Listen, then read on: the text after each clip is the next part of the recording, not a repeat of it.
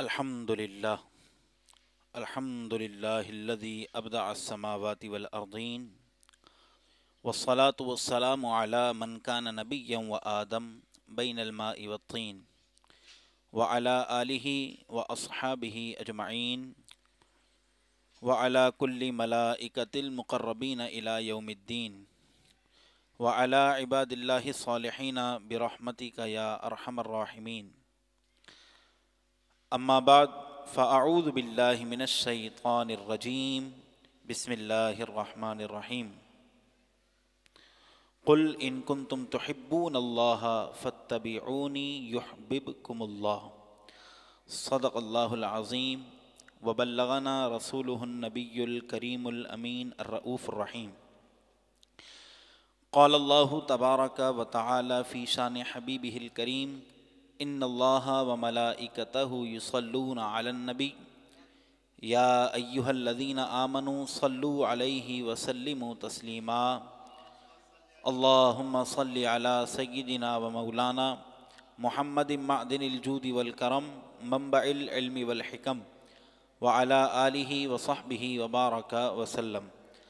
مولایا صلی وسلم دائما ابدا علی حبیبک خیر الخلق کلہم هو الحبیب الذی ترجى شفاعته لكل هول من الأهوال مقتحم. یا ربی بالمصطفى بلغ مقاصدنا واغفر لنا ما مضى یا واسع الکرم. اللہ وحدہ لا شریک جل مجدہ الکریم کی حمد و ثنا اور اس کے حبیب مکرم رسول معظم باعث تخلیق کائنات باعث ارض و سما حضور خاتم الانبیاء محمد الرسول اللہ صلی اللہ تعالی علیہ وآلہ وسلم کی بارگاہ میں درود و سلام کا نذرانہ پیش کرنے کے بعد ذوی الاحتشام واجب الاحترام معزز و مکرم سامعین و سامعات و ناظرین، السلام علیکم ورحمۃ اللہ وبرکاتہ.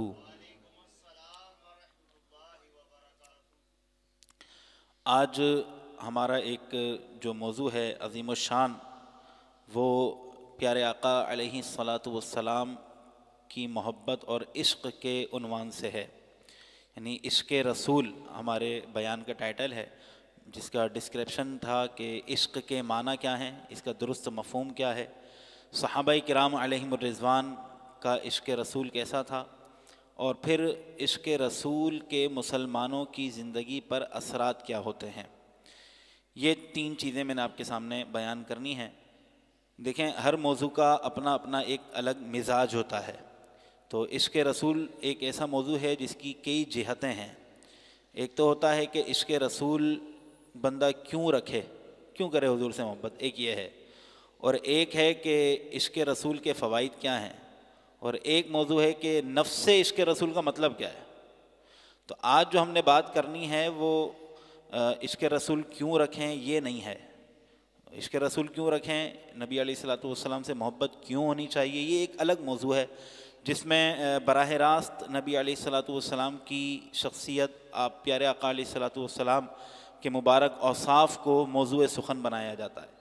لیکن جو ہمارا مقصد ہے اس موضوع کو لینے کا، وہ عام طور پر جو لوگ لیا کرتے ہیں اور دیگر خطبہ اور مقررین یہ موضوع لیتے ہیں تو شاید وہ اس طرح بات کرتے ہیں کہ عشق رسول کرنا چاہیے. یہ ان کا موضوع ہوتا ہے کہ عشق رسول بندہ کرے اور کیوں کرے، اس کی وجوہات بیان کرتے ہیں.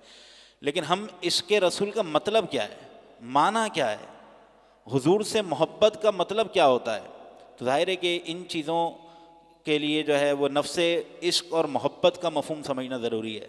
نفس محبت کس کو کہتے ہیں، نفس عشق کن کیفیات سے تعبیر کیا جاتا ہے، اور وہ کیا چیزیں ایسی تھیں کہ پیارے آقا علیہ الصلوۃ والسلام کی شخصیت اور آپ کی ذات کے جانی دشمن کہ جو آپ کو معاذ اللہ شہید کرنا چاہتے تھے، وہ آپ کے ایسے گرویدہ ہوئے کہ اپنی جانیں ان پر لٹاتے ہیں.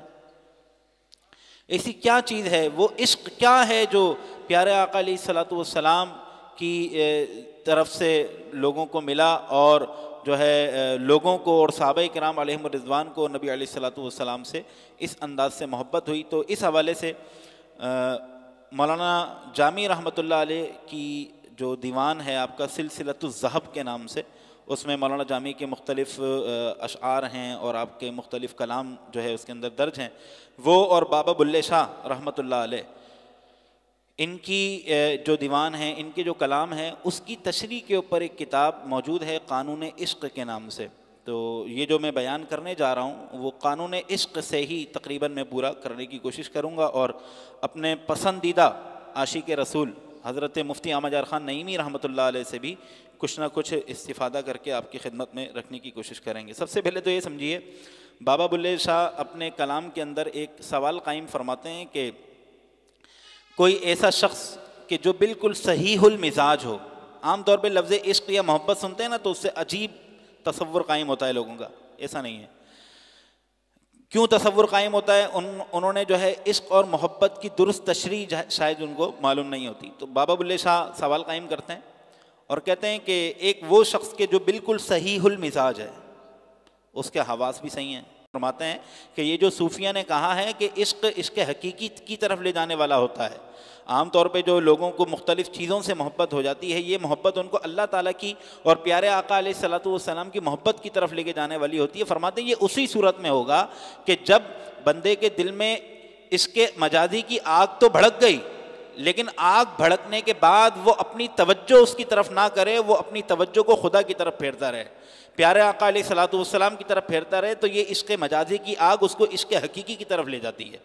یہ جہانگیر سمنانی رحمۃ اللہ علیہ نے بہت زبردست جو ہے وہ اصول بیان کیا، مطلقاً ایسا نہیں ہے۔ آج کل لوگ جو ہے وہ عشق کے اندر مبتلا ہوتے ہیں، اور حالانکہ وہ عشق کچھ بھی نہیں ہوتا، وہ ایسی ان کی خواہشات ہوتی ہیں، وہ اس کے اندر جو ہے مبتلا ہو کے خود کہتے ہیں کہ جناب عاشق تو ایسا ہوتا ہے، تو عاشق تو ویسا ہوتا ہے۔ ٹھیک ہے، عاشق بہت اچھا ہوتا ہے اگر وہ مختلف اصولوں کے تحت چلے، ضوابط عشق کے تحت چلے تو وہ بہت اچھا ہوتا ہے۔ تو بابا بلے شاہ رحمۃ اللہ علیہ کلام کرتے ہیں کہ سوال قائم کرتے ہیں کہ ایک صحیح المزاج شخص جو اچھا خاصا ہے، کماتا بھی صحیح ہے اور بات چیت کرنے میں بھی صحیح ہے، اس کا دل بھی بالکل ٹھیک ہے، یعنی نارمل ہے، ایب نارمل نہیں ہے بلکہ نارمل شخص ہے، صحیح المزاج شخص ہے، کیا اس کو بھی محبت ہو سکتی ہے؟ اس کو بھی محبت ہو سکتی ہے؟ آپ نے سوال قائم کیا۔ آپ اس کا جواب دیتے ہیں کہ اس کو محبت ہو سکتی ہے۔ کیوں؟ الانسان لا بد من محبوب، انسان کے لیے ایسی چیز ضروری ہے جس سے وہ محبت کرے۔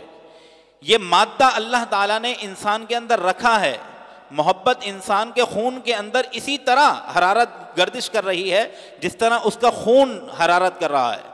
اب اس کے متعلقات درست ہونے چاہیے۔ ہر شخص کے دل کے، جانوروں کے دل میں بھی محبت ہوتی ہے۔ آپ دیکھیں باہر جو کیا نام ہے، گائے ہوتی ہے، بکری ہوتی ہے، حتیٰ کہ حرام جانور جو ہیں ان میں بھی محبت ہوتی ہے، وہ اپنی اولاد سے کتنی محبت کرتے ہیں، فطری محبت ہوتی ہے نا۔ تو فرماتے ہیں کہ الانسان لا بد من محبوب، ہر انسان کے لیے محبوب کا ہونا ضروری ہے۔ اب وہ محبوب کوئی بھی ہو سکتا ہے۔ آپ فرماتے ہیں کہ محبوب کیا کیا ہو سکتے ہیں؟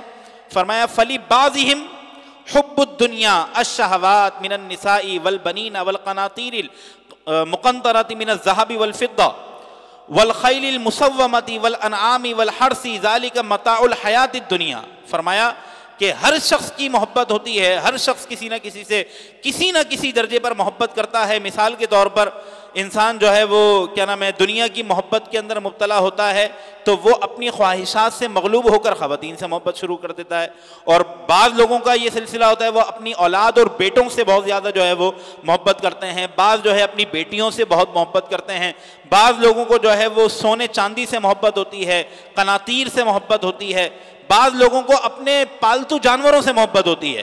جی ہاں، ایسے لوگ بھی ہوتے ہیں۔ کسی نے، آپ نے جو مثال ذکر کی وہ الخیل المسومہ، یعنی بہت اچھے گھوڑے سے بعض لوگ جو ہے وہ محبت کرتے ہیں۔ آج کے دور میں لے لیں تو ایسے لوگ آپ کو ملیں گے، کوئی کبوتروں سے محبت کرتا ہے، کوئی اپنے طوطے سے محبت کرتا ہے، کوئی جو ہے وہ اس نے بکری پالی ہوئی ہے تو وہ اپنی بکری سے محبت کرتا ہے۔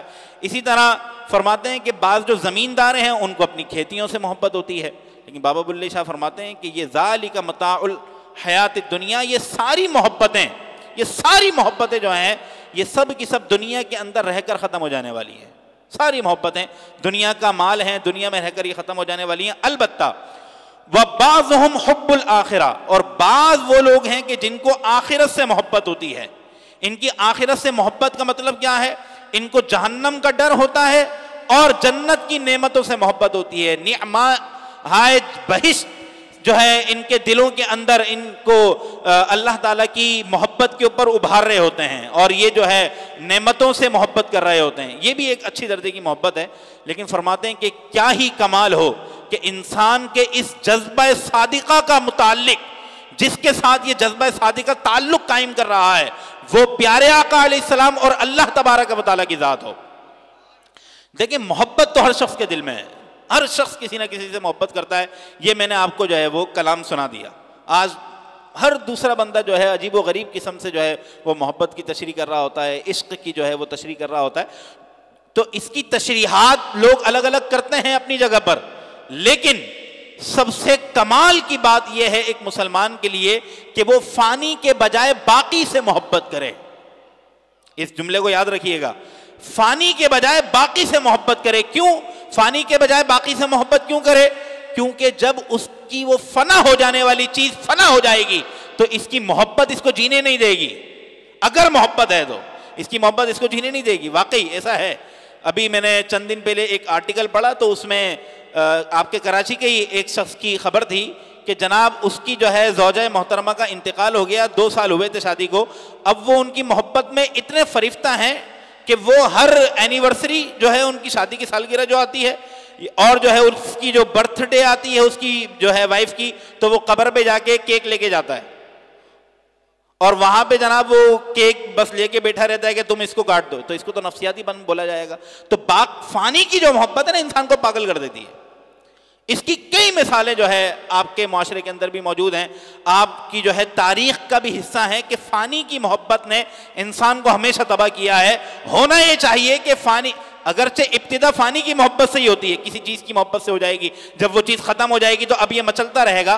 تو یہ جو اپنا درد ہے، اپنی تکلیف جو ہے، یہ اپنے اس درد اور تکلیف کو باقی کی محبت کی طرف لے کے جائے.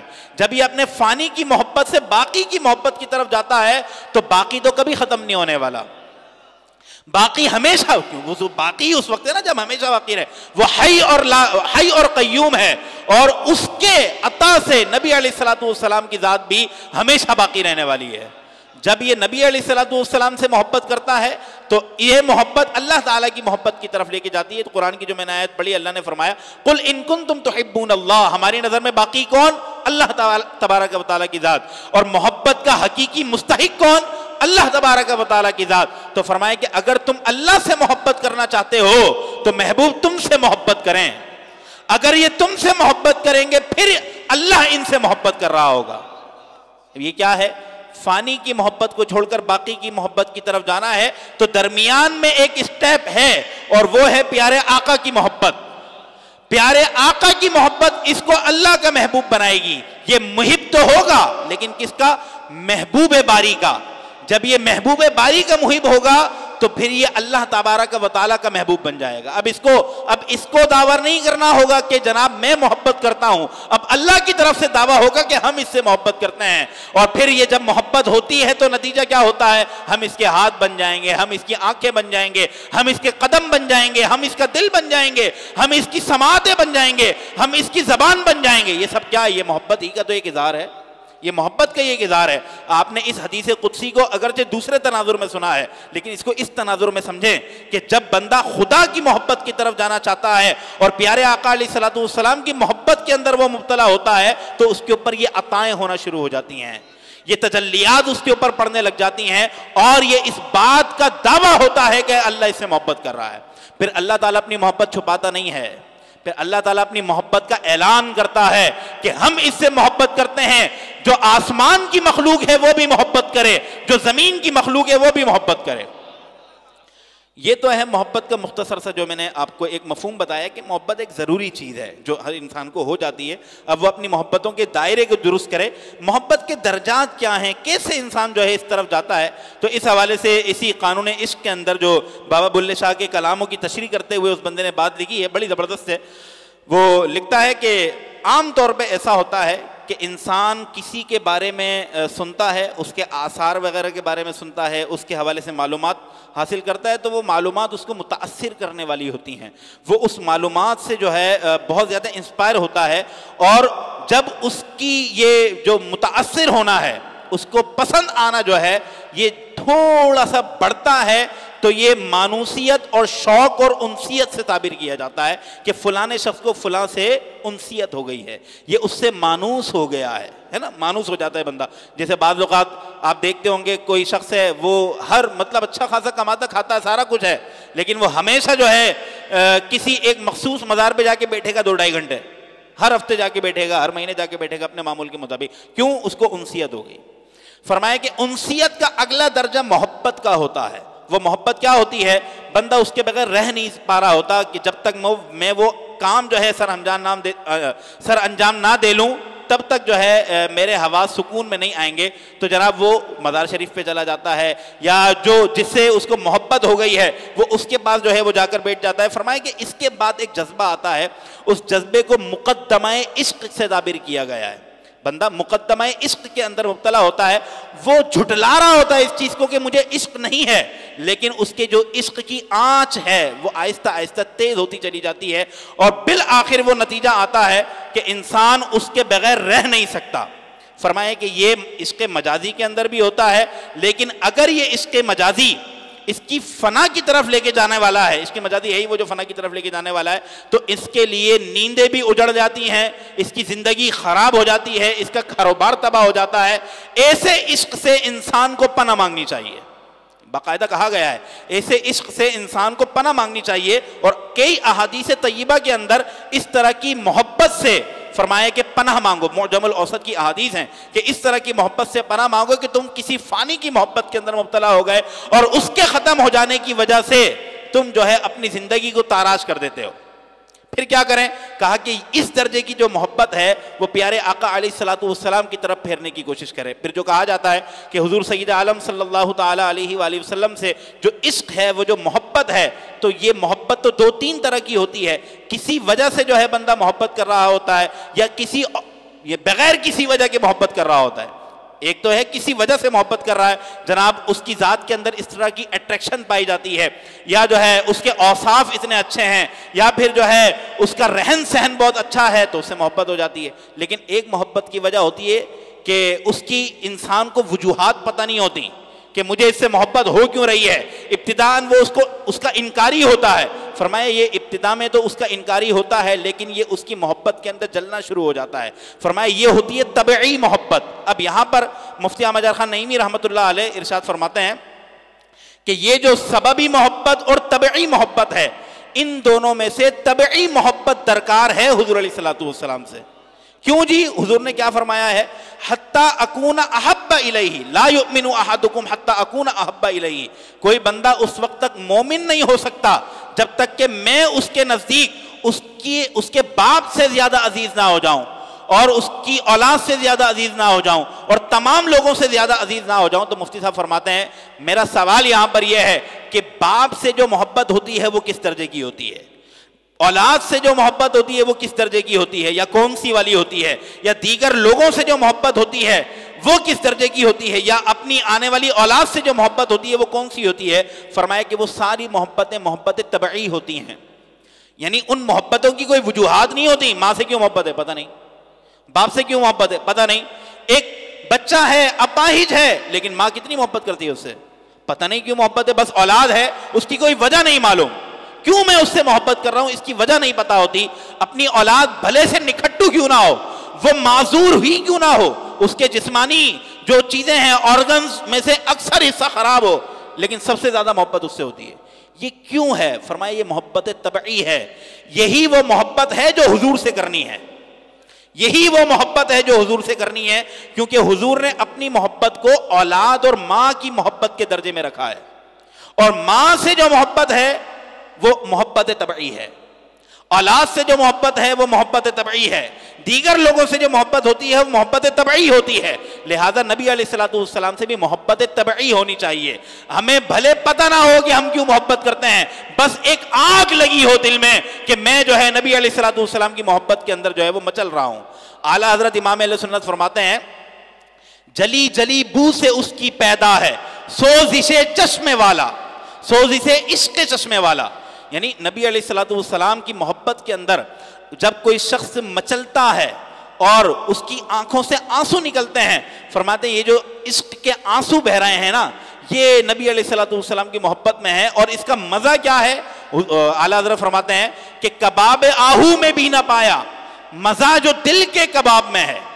اس کو ذرا اگر آپ سمجھنے کی کوشش کریں، وہ سمجھنے کی کوشش یوں کرنی ہے، اگر آپ نے ہرن کے کباب کھائے ہیں، میں نے کھائے ہیں، بڑے لذیذ ہوتے ہیں، اور مزے کی بات اس وقت ہے کہ جب وہ آپ کے سامنے بن رہے ہوں. اگر یہاں پر آپ لوگوں نے نہیں کھائے تو اس کو میں دوسرے انداز سے یوں تعبیر کروں، عام جو کباب بن رہے ہوتے ہیں، آپ تھوڑے سے اس سے فاصلے پر بیٹھے ہوں اور اس کے پکنے کی خوشبو آپ تک آ رہی ہو، کیسی لذت ہوتی ہے. اور اگر آپ تھوڑا سا اور قریب ہو جائیں تو آپ کی آنکھیں بھی جو ہے وہ سوجنا شروع کر دیتی ہیں اس کی تپش سے. لیکن اس کی جو ذائقہ ہے نا، یہ جو ابھی تھوڑی دیر میں پک کے آنے والا ہے، بس اس کی وجہ سے آپ اس کے نزدیک بیٹھے رہتے ہیں. تو اگر یہ کباب ہوں ہرن کے کباب بڑے مشہور ہوتے ہیں، ہرن کے کباب ہوں اور پکنے کے دوران جو کیا نام ہے آنکھوں پہ سوزش آ جاتی ہے اور آنسو بہنے لگ جاتے ہیں، فرمایا کہ بالکل یہی کنڈیشن، بلکہ اس سے اعلیٰ درجے کی کنڈیشن اس وقت ہوتی ہے ایک عاشق کی کہ جب اس کا دل جل جل کر پک کر جو ہے کباب بن چکا ہوتا ہے، اور اس کے جلنے کی وجہ سے جس طرح پاس رکھے ہوئے کباب بن رہے ہوں تو اس کے دھوئیں سے آنسو نکلتے ہیں. فرمایا کہ عشق رسول کے دھوئیں سے جو آنسو آنکھوں سے نکل رہے ہوتے ہیں، فرمایا ان آنسوؤں کا جو مزہ ہے وہ ہرن کے کباب کے اندر بھی نہیں ہے.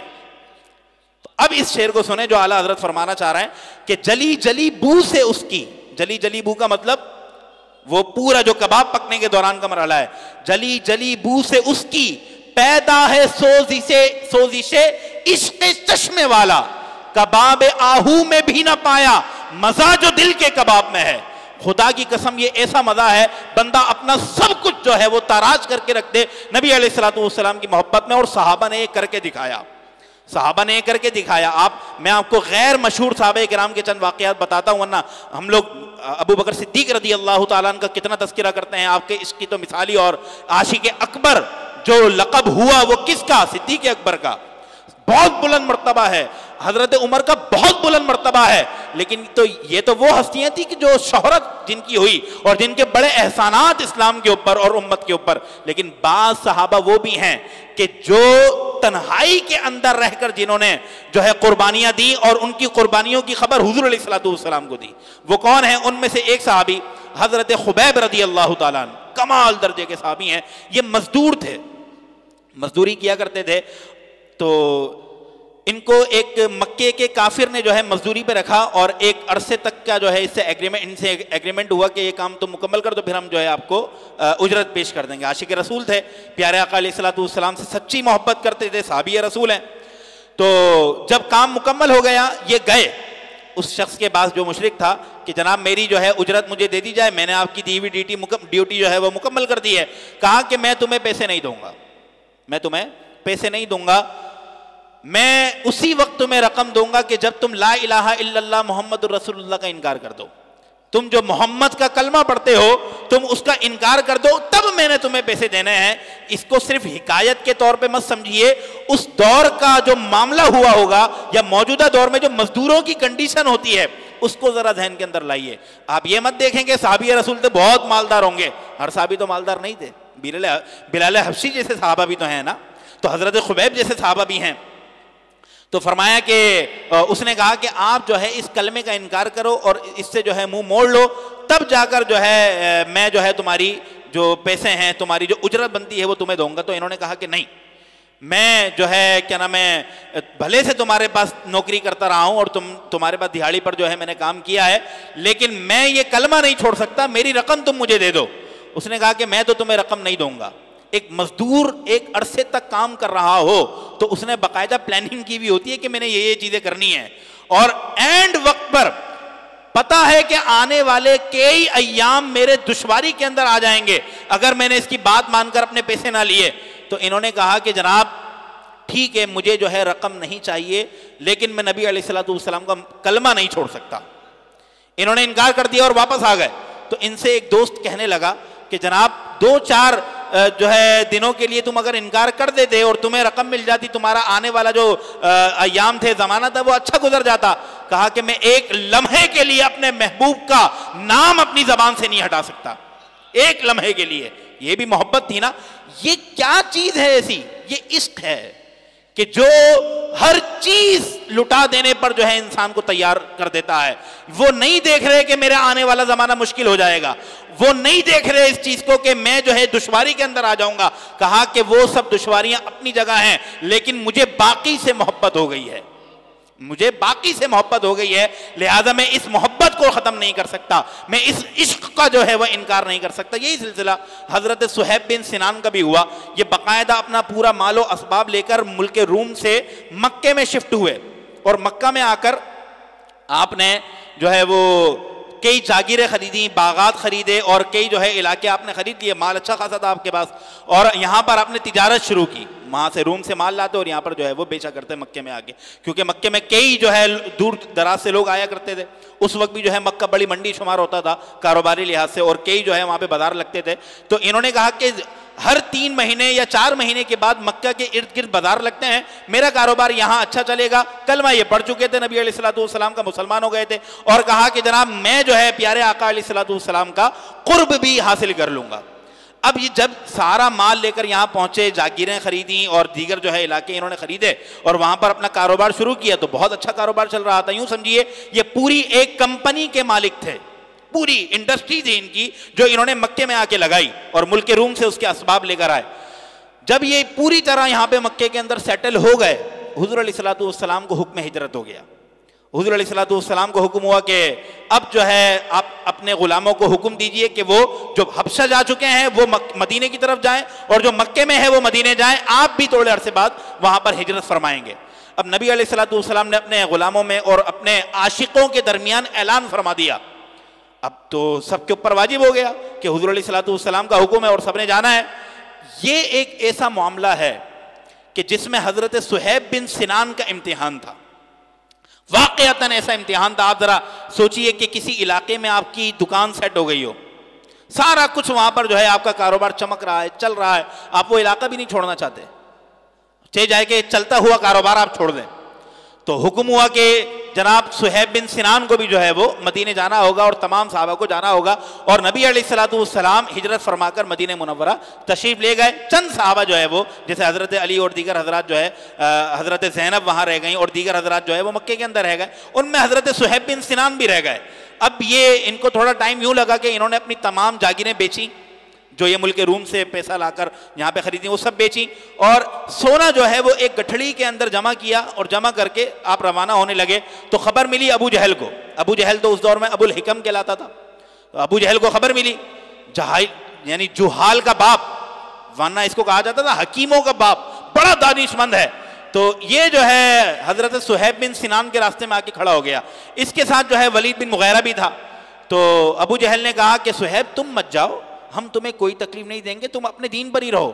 تم محمد کا کلمہ پڑھتے ہو نا, تم کلمہ ہی پڑھو, بس تم اپنا کاروبار یہاں سے مت جو ہے کنورٹ کرو, یہاں سے منتقل مت کرو اپنا کاروبار. یہاں پر علماء نے بڑا زبردست جملہ بولا ہے کہ اتنی عقل کہ انویسٹر کو اپنے علاقے سے جو ہے وہ نہیں نکالنا ہوتا, اپنے ملک سے انویسٹر کو نکلنے نہیں دینا ہوتا, اتنی سمجھ تو ابو جہل کو بھی تھی. کاش موجودہ دور کے ابو جہل کی اولادوں کو بھی یہ عقل ہو کہ کس انداز کا جو ہے نظام قائم کر کے تم انویسٹرز کو جو ہے وہ اپنے ملکوں سے بے دخل کر رہے ہو, صراحتاً نہیں کر رہے تو ان کے لیے ماحول ایسا کریٹ کر رہے ہو. ابو جہل جیسا شخص جو یہ کہہ رہا ہے کہ سارے مسلمانوں کو ہم تکلیف دیں گے, صہیب تم یہاں سے مت جاؤ, کیونکہ تم چلے گئے تو مکے کی منڈی جو ہے وہ ویران ہو جائے گی, تم بہت بڑے تاجر ہو. حضرت ابوبکر صدیق بھی کوئی چھوٹے تاجر نہیں تھے, لیکن حضرت صہیب بن سنان کا نام مشہور نہیں ہے. تو حضرت صہیب بن سنان کے بعد بڑی بڑی جو ہے کمپنیاں تھیں, آپ نے بڑا مال وہاں پر لگایا تھا, اور جو ہے بڑی جو ہے انڈسٹریز آپ چلاتے تھے مکے کی, اور اکیلے جو ہے وہ کرنے والے تھے, اور اکیلے مالک تھے اس علاقے کے. اگر وہاں سے نکل جاتے تو مکے کی جو کیا نام ہے منڈی ہے, یا مکے کی جو مارکیٹ ہے, وہ بالکل جو ہے وہ لو ہو جاتی, آپ کا وہاں سے چلا جانا اور اپنا پیسہ نکال لینا. تو حضرت صہیب نے کہا کہ میں یہاں پر رہ کے کیا کروں گا, جب میرا قبلہ مدینے چلا گیا تو میں کس کی طرف جاؤں. میں تو روم سے یہاں پر اسی وجہ سے آیا تھا کہ میں اس قبلے کی طرف رخ کرا رہوں, ان کے چہرے کا دیدار کرتے ہوئے عبادت کرتا رہوں, میں تو چاہتا یہ تھا. لیکن اب تم کہہ رہے ہو کہ میں یہاں سے نہ جاؤں, تو ابو جہل نے کہا کہ ہم تمہیں نہیں جانے دیں گے. ابو جہل نرم لہجے سے بات کر رہا تھا. ولید بن مغیرہ نے خنجر نکال لیا اور خنجر نکال کے کہا کہ صہیب ہم تمہیں نہیں جانے دیں گے. کہا کہ وہ ٹوٹ کے رہ جائے گی اگر یہاں سے کمایا ہوا مال باہر چلا گیا تو ولید بن مغیرہ نے کہا کہ تم سارا مال لے کے یہاں سے جا رہے ہو, مکہ تو کمزور ہو جائے گا, ہماری منڈی کے اندر بھونچال آ کے رہ جائے گا, لہذا ہم تمہیں یہاں سے نہیں جانے دیں گے. تو حضرت صہیب بن سنان کا جواب سنیے. آپ کہتے ہیں تم مجھے اس مال کی وجہ سے روکتے ہو, یہ لو سارا مال تمہیں دیتا ہوں لیکن میں یہاں نہیں رہوں گا, میں یہاں پر نہیں رہوں گا. حضرت صہیب بن سنان کے اونٹ کے اوپر جو کجاوا تھا, ابو جہل نے وہ کجاوا بھی اتروا لیا. ابو جہل نے وہ کجاوا بھی اتروا لیا اور بڑا جو ہے ذلیل کرنے کی اپنے طرف سے کوشش کی اس نے, لیکن حضرت صہیب بن سنان عشق کا پہاڑ بن کے انہوں نے دکھایا اور وہ اونٹ کی ننگی پیٹھ کے اوپر گرمی کے اندر تپتے ہوئے صحرا کے اندر سفر کرتے ہوئے مدینے پہنچے. جب مدینے پہنچتے ہیں تو دروازے پر پیارے آقا کو کھڑا پایا. حضور ہر حال سے اپنے عاشق کے جو ہے وہ واقف ہوتے ہیں کہ میرا عاشق کس طرح کی قربانیاں دے رہا ہے, سب پتا ہوتا ہے پیارے آقا کو. تو نبی علیہ السلام نے جب صہیب کو دیکھا کہ صہیب وہ کہ جو کپڑا بھی پہنتا ہے تو لوگ اس کے اوپر اش اش کرتے ہیں, کسی گلی سے گزر جاتا ہے تو گلی کے اندر خوشبو بسی رہتی ہے, لوگ وہاں پر گزرتے ہوئے کہہ دیتے ہیں کہ یہاں سے تاجر صہیب بن سنان گزر کے گیا ہے. آج وہ تاجر صہیب بن سنان میری محبت میں ننگے اونٹ کے جو ہے پیٹھ کے اوپر بیٹھ کر میری طرف سفر کر کے آیا ہے اور پسینے سے شرابور ہوا ہے اور اس کے جسم پر جو لباس ہے وہ بھی مٹی کے اندر اٹ چکا ہے. اس کے ساتھ کوئی غلام بھی انہوں نے نہیں آنے دیا جو اس نے مکے سے خریدے تھے. تو حضرت محمد مصطفیٰ ہم سب کے محبوب حضرت صہیب بن سنان کو فرماتے ہیں, صہیب تم نے بہت تھوڑی رقم میں اللہ اور اس کے رسول کی محبت کا دعویٰ ثابت کر دکھایا ہے. بہت تھوڑی محبت میں اللہ اور اس کے رسول کی محبت کا جو دعویٰ تھا اس کے اوپر عملی جامہ پہنا کر جو ہے وہ دکھا دیا ہے. یہ ایک عشق, یہ مت دیکھیے کہ نبی علیہ السلام نے تھوڑا کیوں کہا, یہ ایک عشق کی ٹرمز ہوتی ہیں. جتنا دو محبوب کو وہ تو کم ہوتا ہے نا, جتنا دو, یہ تو سارا فانی ہے. فانی کو اگر باقی کے اوپر قربان کرنا ہو تو وہ فانی جتنا بھی ہو وہ کم ہوتا ہے. اس جملے کو یاد رکھیے گا, فانی کو اگر باقی کے اوپر قربان کرنا ہو تو وہ فانی جتنا بھی ہو وہ سب جو ہے تھوڑا ہوتا ہے, باقی بہت زیادہ ہوتا ہے. یہ محبت ہمیشہ باقی رہنے والی تھی. خواجہ امیر خسرو رحمت اللہ علیہ کو پتا چلا کہ نظام الدین اولیاء رحمت اللہ علیہ کی جو نالین ہیں وہ ایک شخص نے جو ہے اتنی قیمت پر خریدی ہیں. آپ بڑے تاجر تھے امیر خسرو رحمت اللہ علیہ, آپ کے پاس اس وقت جو خچر ہوا کرتے تھے اس کے اوپر مال بھرا ہوا, گیہوں بھرے ہوئے, اور کہا کہ مجھے جو ہے میرے پیر کے نالین کی خوشبو آ رہی ہے, اور پیر جو ہے وہ نائب رسول ہوتا ہے, پیر نائب رسول ہوتا ہے, مجھے میرے پیر کی خوشبو آ رہی ہے. تو معلوم کیا کہ تیرے پاس ایسی کیا چیز ہے کہ میں خواجہ نظام الدین اولیاء کی خوشبو تیرے پاس سے پاتا ہوں. کہا کہ مجھے انہوں نے اپنی نالین دی ہے اور فرمایا ہے کہ تجھے بہت بڑا جو ہے فائدہ ہونے والا ہے اس نالین سے. تو امیر خسرو کہتے ہیں کہ جتنا بھی مال تیرے پاس ہے اس دور کے حساب سے اگر دیکھیں تو درہم کے اعتبار سے بیان کیا گیا ہے کہ یہ 2 لاکھ درہموں کا مال ہے, 2 لاکھ جو ہے چاندی کے سکوں کا مال ہے, یہ تو سب لے لے لیکن میرے آقا کے جو نالین ہے وہ میرے حوالے کر دے. حضرت امیر خسرو نے وہ دونوں نالین لی اور دونوں نالین لے کر اپنے امام شریف کو کھولا اور ایک سیدھی طرف اور ایک الٹی طرف اور اس کو باندھ لیا, اور اسی حالت میں اپنا سارا قافلہ اس بندے کے حوالے کر کے نظام الدین اولیاء کی خدمت میں گئے. تو نظام الدین اولیاء نے کہا کہ امیر خسرو صرف 2 لاکھ میں ہماری محبت کے دعوے کر رہے ہو, صرف 2 لاکھ میں ہماری محبتوں کے دعوے کر رہے ہو. تو جناب یہ ہوتا ہے کہ باقی کے اوپر فانی جتنا آپ قربان کرنا چاہیں وہ کم ہے. آج کہتے ہیں کہ جناب فلانی تنظیم نے جو تحریکیں اور جو ہے کیا نام ہے طرح طرح کے دھرنے دیے اور مارچ کیے اس میں تو ان کی جانیں ہی دی, ان کی جانیں ہی گئی ہیں. ہم نے کہا کہ جس نام کے اوپر گئی ہیں وہ نام باقی ہے, ہم سب کی جانیں فانی ہے اور باقی کے اوپر جتنی فانی چیز قربان کر دی جائے وہ ہمیشہ کم رہتی ہے. ہمارے جسم کے اندر خون کا ایک قطرہ بھی موجود ہے, خدا کی قسم جب تک ہم جو ہے حضور کے نام جو باقی رہنے والا ہے اس کے اوپر قربان کرتے رہیں گے, انشاءاللہ ہمیشہ قربان کرتے رہیں گے. یہ تو بہت تھوڑا ہے. حضرت عروہ بن مسعود پیارے آقا علیہ السلام کے مدینے میں آئے اور جاسوسی کی نیت سے آئے. اس وقت اسلام قبول نہیں کیا تھا, ملک روم سے ان کو بھیجا گیا عروہ بن مسعود کو. جب یہ یہاں پر پہنچے تو ان کو کہا گیا تھا ذرا محمد کے دربار کا احوال تو دیکھ کر آؤ. کہ آخر ایسا کیا ہے کہ چند لوگ ہم سب کو تباہ کر دیتے ہیں، کیا چیز ہے اس کے دربار میں ایسی؟ تو حضرت عروہ بن مسعود نے جو صورتحال دیکھی اس کی جا کر خبر دی. وہ خبر سنیے، بخاری شریف کے اندر ہے. حضرت عروہ بن مسعود فرماتے ہیں کہ میں نے ایسا دربار کہیں نہیں دیکھا. میں کسرا کے دربار میں، کسرا کے دربار میں گیا، میں قیصر اور روم کے درباروں میں گیا، میں نے بڑے بڑے بادشاہوں کے درباروں میں جا کر اپنے ملک کی سفارت کا جو ہے وہ ذمہ داریاں سر انجام دی، لیکن ایسی خدمتیں اور ایسے خدمتگار میں نے کہیں نہیں دیکھے. لوگوں نے کہا کہ کیا دیکھ کے آیا ہے بھائی جو اتنے گن گا رہا ہے، وہ کیا صورتحال ہے ایسی؟ حضرت عروہ بن مسعود کی زبان سے سنیے. وہ کہتے ہیں کہ ان کی ہاں میں، محمد کی ہاں میں سب کی، محمد کی ہاں میں سب کی ہاں ہوتی ہے. اور یہی تو عاشق سے عشق کا تقاضا ہے کہ محبوب کے عشق میں، محبوب کی ہاں میں اپنی ہاں رکھے، سب کچھ محبوب کے لیے کرتا رہے، سب کچھ محبوب کے لیے کرتا رہے. کیوں؟ کیونکہ باقی ہے وہ، تو جو بھی کر رہا ہے وہ فانی ہے. اس جملے کو یاد رکھیں، وہ باقی ہے، تو جو بھی کر رہا ہے وہ فانی ہے، اور باقی کے اوپر جتنی فانی چیزیں قربان کی جائیں وہ کم ہوتی ہیں. کہا کہ یہ تو ہمارے یہاں بھی ہوتا ہے، ہمارے آقا اور بادشاہ بھی حکم دیتے تو ان کی ہاں میں سب کی ہاں ہوتی ہے. بولا کہ معاملہ کچھ اور ہے.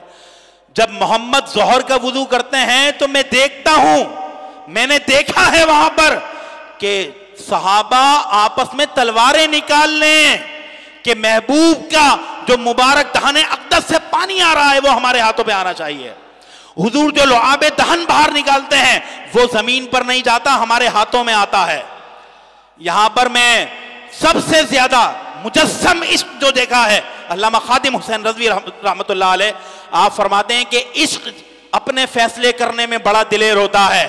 وہاں پر صحابہ یہ نہیں کہتے تھے کہ جناب شریعت نے اس کو جائز کیا ہے یا نہیں، شریعت نے اس کو جائز کیا ہے یا نہیں.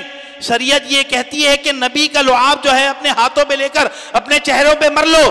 اس کا کیا حکم ہے شریعت کے اندر؟ کہا کہ یہاں پہ شریعت نہیں، عشق چلتا ہے، یہاں پر عشق ہوتا ہے. شریعت اپنے فیصلے میں خود بخود دلیر ہو جاتا ہے، اس کو دلائل نہیں چاہیے ہوتے.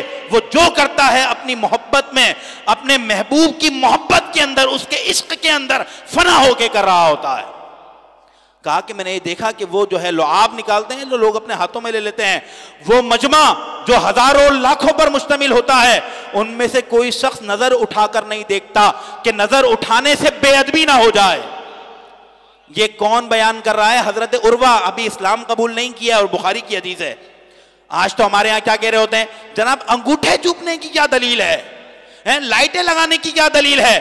جناب یہ سب عشق ہے، یہ موجودہ دور کے عاشقوں کے عشق نے فیصلہ کیا ہے. تمہیں اس کی کیا دلیل چاہیے؟ ابو بکر صدیق نے پورا مال دے دیا، جھنڈیاں چھوڑ دی ہوں گی. ابو بکر صدیق نے سب دے دیا، چراغ چھوڑ دیے ہوں گے.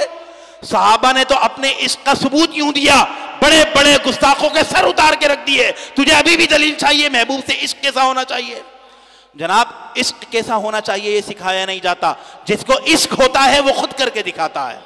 جب ہی کہا گیا کہ عشق ایک ایسی، یہ جو عشق ہے حضور سے، یہ کیسے ہو جاتا ہے اور کیسے کرنا ہوتا ہے، اس کے کوئی اصول نہیں ہے، اس کا کوئی ضابطہ نہیں ہے. سب کچھ جو ہے عاشق کو اس کا عشق سکھا رہا ہوتا ہے.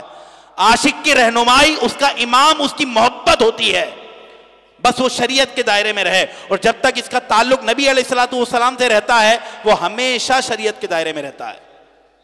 تو یہ ہے محبت، یہ ہے صحابہ کرام کا عشق، اور یہ ہے درست مفہوم. آپ دیکھیں وہ جذبہ جو آج سے تقریباً 1450 سال پہلے تھا، وہ آج بھی آپ نے پاکستان کے نوجوانوں کے اندر دیکھا ہے. الحمدللہ وہ کیونکہ عشق باقی کے ساتھ متعلق ہوا تھا، عشق باقی کے ساتھ متعلق ہوا تھا. تو جب تک وہ باقی رہے گا تو یہ عشق بھی باقی رہے گا، یہ کبھی ختم نہیں ہوگا. ہزار نہیں لاکھ بندے شہید ہو جائیں لیکن یہ عشق اور بڑھتا چلا جائے گا. یہ تو عشق رسول پر میں بات کر رہا ہوں. ویسے میں جنرلی ایک جملہ کہوں، عاشق کی جو محبت ہوتی ہے نا، اس کو صرف سمجھانے کے لیے میں آپ کی ذہنی تقریب کے لیے بیان کر رہا ہوں. وہ ایک اسپرنگ کی طرح ہوتی ہے، آپ اس کو جتنا دبائیں گے وہ اتنی تیزی سے کھلنے کی کوشش کرے گی، وہ اتنی تیزی کے ساتھ جو ہے وہ کھلنے کی کوشش کرے گی. اگر یہ ساری چیزیں موجودہ دور میں آپ نے دیکھی ہیں تو بابا جی کو دیکھیے. مجسم عشق رسول کوئی تھا تو وہ ہستی تھی، وہ شخصیت تھی، اور دوسرا کوئی ایسا نظر نہیں آتا اس درجے کا. آپ تو قہر الرجال میں سے ہیں نا، میں نے بیان کیا تھا جب اولیاء کرام کی اقسام کے اوپر، آپ کو علماء نے قہر الرجال میں سے بیان کیا کہ اللہ تعالیٰ کے وہ بندے کہ جن کی موجودگی سے کفار اور باطل کانپتا رہتا ہے، اس کو قہر الرجال کہا جاتا ہے، اور جو قہر الرجال کے درجے پر فائز ہوتا ہے وہ کمال درجے کا عاشق ہوتا ہے۔ اللہ تبارک و تعالیٰ ہمیں پیارے آقا علیہ الصلوۃ والسلام کی سچی محبت اور عشق عطا فرمائے۔ وما علیہ الا البلاغ المبین۔